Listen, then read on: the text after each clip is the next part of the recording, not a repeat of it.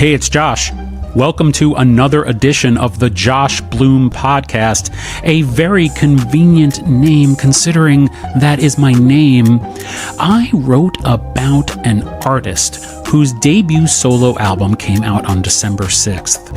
Her name is Lauren Mayberry, and she is the frontwoman of a pretty successful band called CHVRCHES. Now, I had heard of this band CHVRCHES, but I had never heard any of their music. But since I knew they were kind of popular, I thought, well, I want to write about the Lauren Mayberry record, and maybe people will be interested in reading about it, but moreover, I will get to listen to it from the perspective of someone who has no preconceived notions about Ms. Mayberry.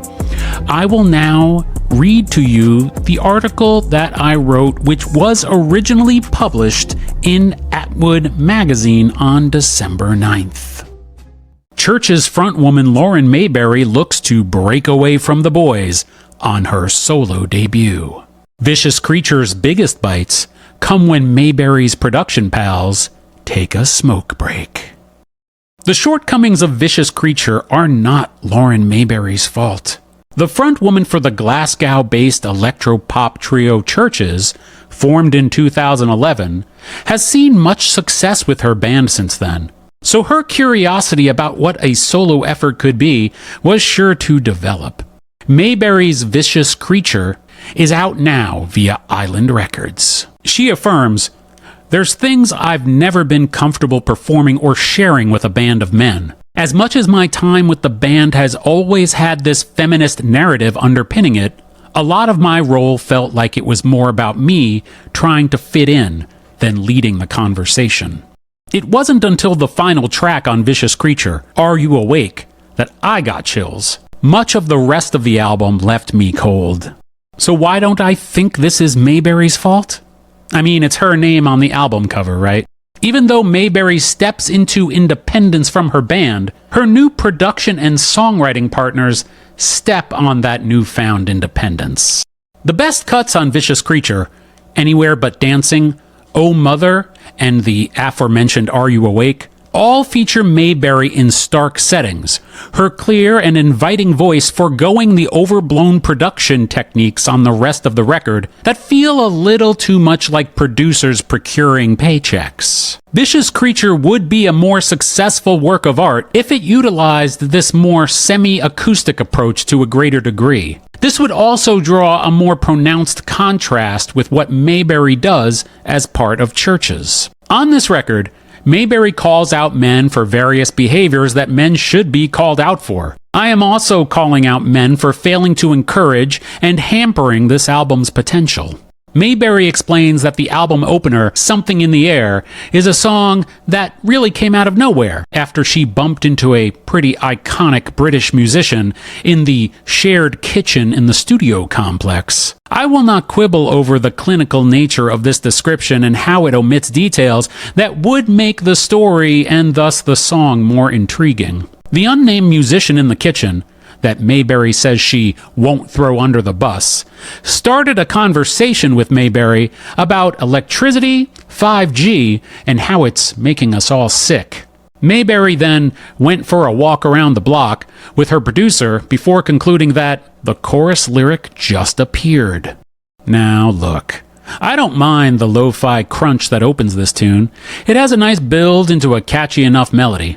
I thought of Alanis Morissette, except not as sneakily poignant, not as gloriously spastic, and not as likely to be discussed 30 years after its release. There is nothing wrong with that, but nothing wrong is not enough. In a year that had us spinning Cowboy Carter, The Rise and Fall of a Midwest Princess, and Brat nonstop, I expect choruses that try harder to be indelible.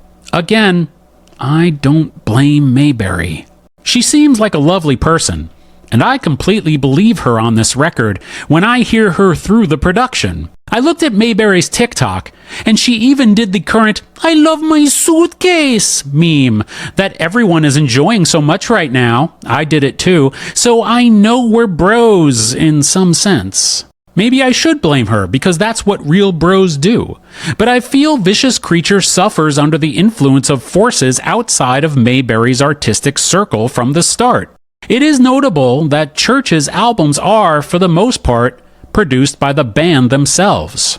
I wish Mayberry hadn't taken that walk with her producer. I wish she had taken it alone. Perhaps she would have named names, at least in her own mind, and that self-reflection without the input of another would have allowed something in the air to come out of somewhere instead of nowhere. Mayberry elaborates further on this inspirational mystery musician's rhetoric and about unpacking those theories and why people want to believe them, except the song itself doesn't actually address why people believe these theories. Something is certainly not the reason. The album's current single, Crocodile Tears, comes in with a propulsive beat that reminds of Stevie's Edge of 17, mixed with the insistence of Elton's I'm Still Standing. Very 80s, very producery. Vicious Creature sounds like the kind of record that in-demand record producers make in between the records that really pay the bills. Like, look, I turned the knobs, I contributed some ideas, it sounds big. Listen to those toms panning from the left to the right. I did the work. Play it in the big conference room at the record label.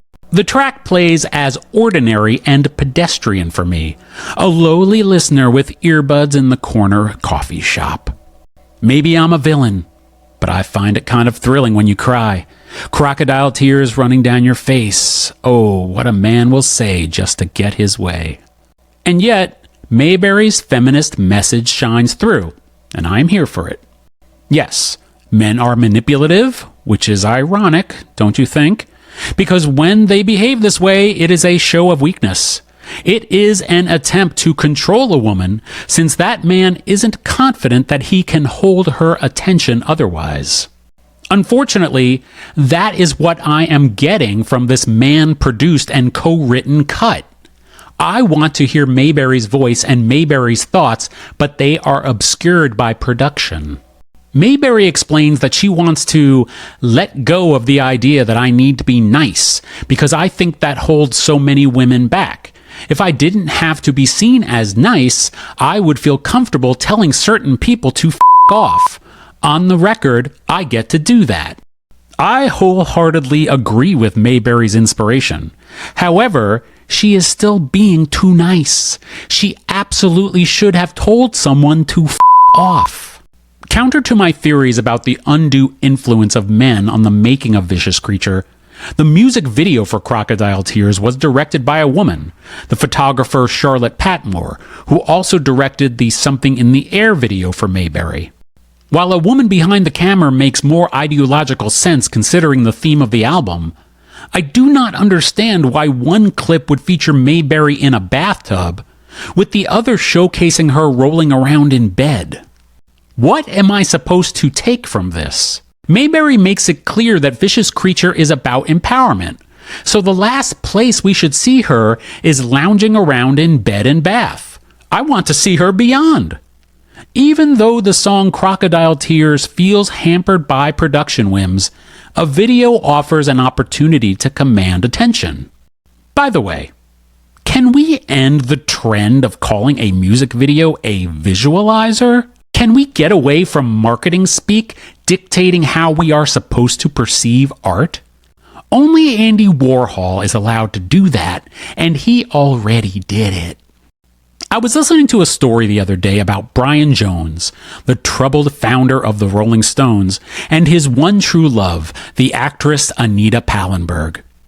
Their incredibly dysfunctional relationship managed to maintain itself because, sadly, Pallenberg was as abusive to Jones as he was to her, and Jones had never experienced being with a woman like this before. Does toxicity meeting toxicity cancel toxicity out? No, absolutely not. But the reality and history of this situation show that, for a time, it worked in a way that it didn't work before. So much of this process has been an exercise in empowering myself to listen to my own intuition, something I really trained myself out of, Mayberry says. I think it was important for me to relearn that kind of independence. Mayberry's power is peeking through on some of Vicious Creature. I want her to show that power more aggressively. I long for Mayberry to make an artistic statement about her creativity being suppressed, but also demand that we listen to that statement. I want her to be the Pallenberg to the record industry's Jones and surprise it by punching back hard instead of simply listening to intuition. Despite the analogy, I am not talking about physical aggression or aggressive music. It is about fighting fire with fire. Even Carole King's Tapestry, a soft rock masterpiece, emphasis on soft, is never mushy in its messaging. King feels the earth move under her feet. She feels the sky tumbling down. The moving earth doesn't knock King from her posture. The sky doesn't knock her to the ground. She is woman, and she is one with the earth and sky. I want this for Mayberry.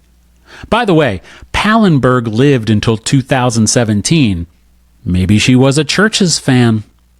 As Crocodile Tears continues, I continue to root for Mayberry, and I continue to get more and more frustrated with her co-conspirators. Thoughts of Mayberry's mantra, one song is in fact titled Mantra, about the album being an expression of her feminism and an opportunity to express her individuality after more than a decade fronting a band of men, informs my listening.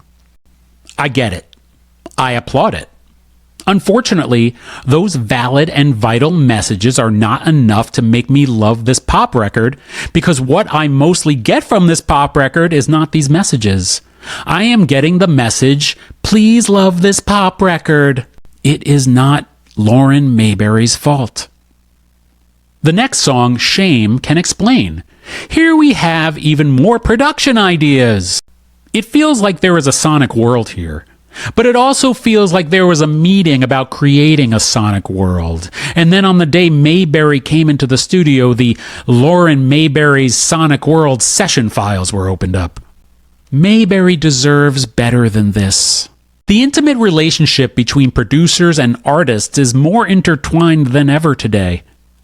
Of the many fifth Beatles discussed, George Martin gets that title most frequently because he is the fifth Beatle.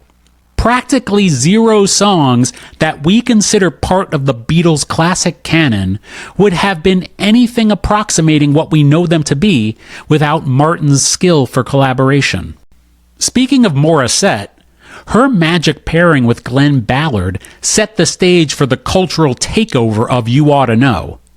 We see similar creative alliances today, such as Taylor Swift with Jack Antonoff and Billie Eilish with her brother Phineas.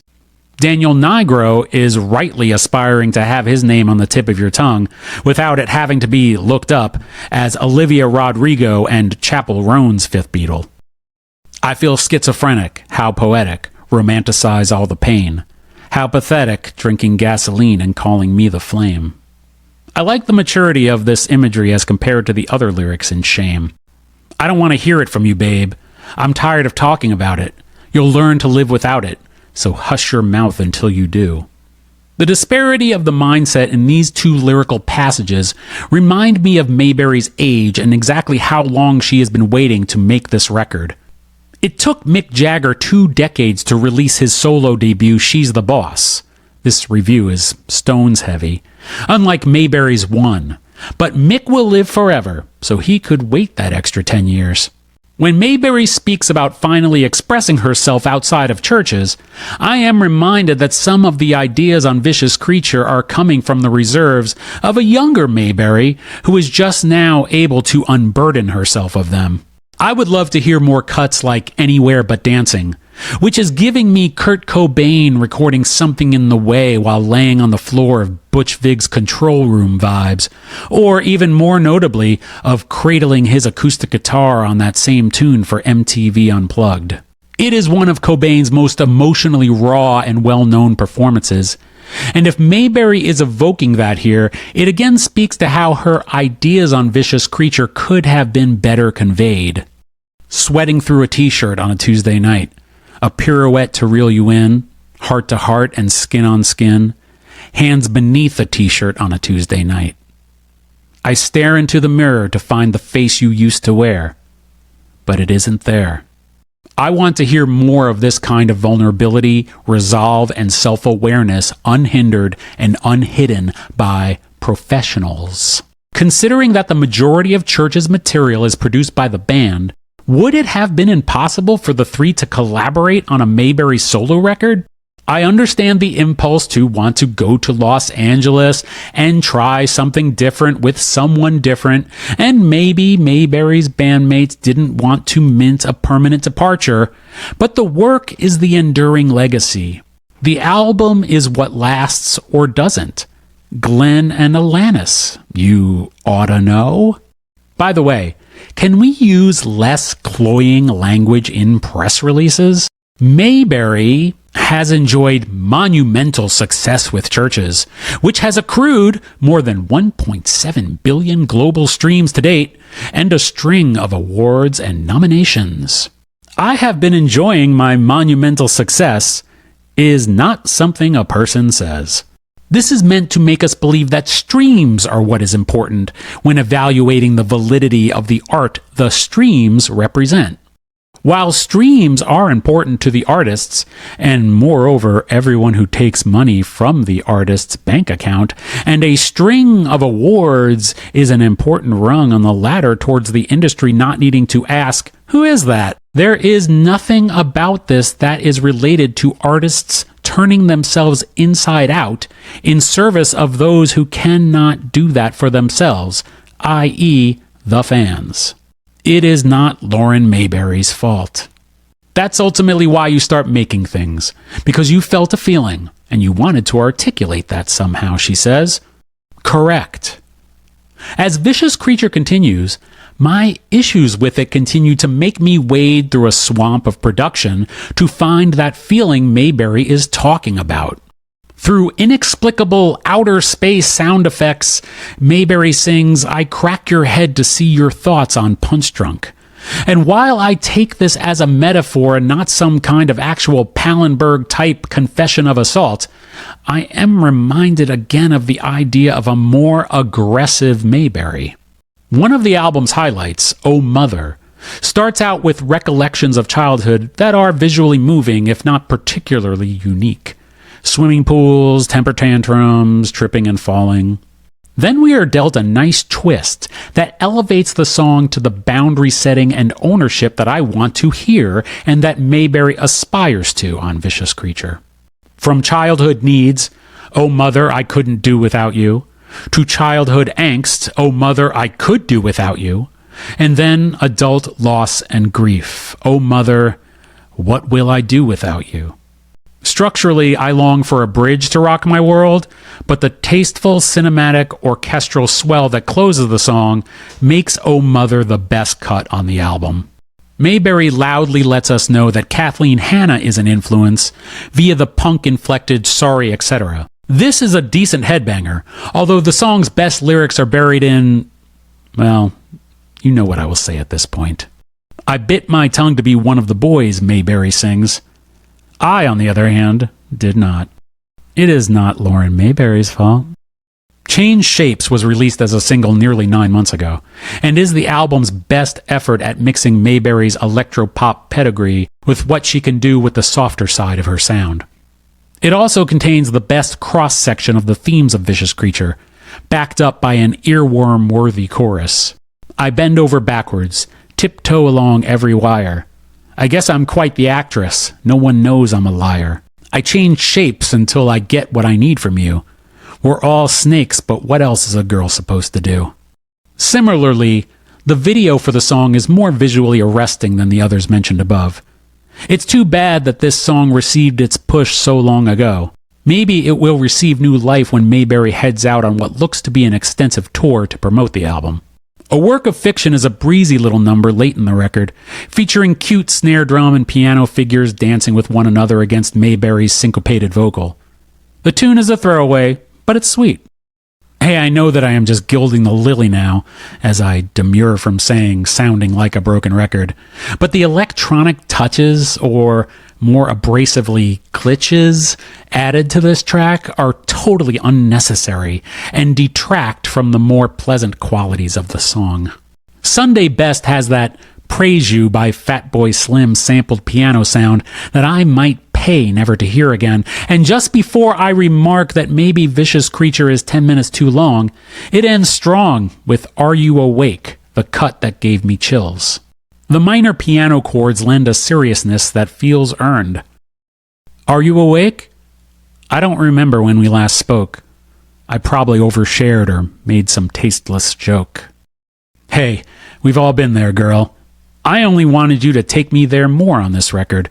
You talked about your creativity being hidden and showed us some, but I am still left with the impression of a Mayberry obscured. The quieter numbers on Vicious Creature are too few, and this is disappointing because they are the most moving parts of the record and best accomplish what Mayberry says she set out to do. I am looking forward to a second Mayberry solo record that highlights the more raw, bare-bones aspects of her songwriting and performance capabilities. If it is not as epic as I imagine it can be, that will be Mayberry's fault. Hey, it's Josh again. Thank you so much for listening to me talk about the album Vicious Creature by Lauren Mayberry. I would like you to know that I would appreciate it if you would like, comment, and subscribe everywhere you see anything that says Josh Bloom, even if it is not the Josh Bloom you're listening to now. All Josh Blooms deserve your attention. If you would like to follow me on any social media or see or hear anything else that I am up to, it is very easy for you to do that. All you have to do is go to superjews.com. That's superjews.com. Superjews.com. One more time, superjews.com. I'll see you next time. Or I will speak to you next time. Why do people say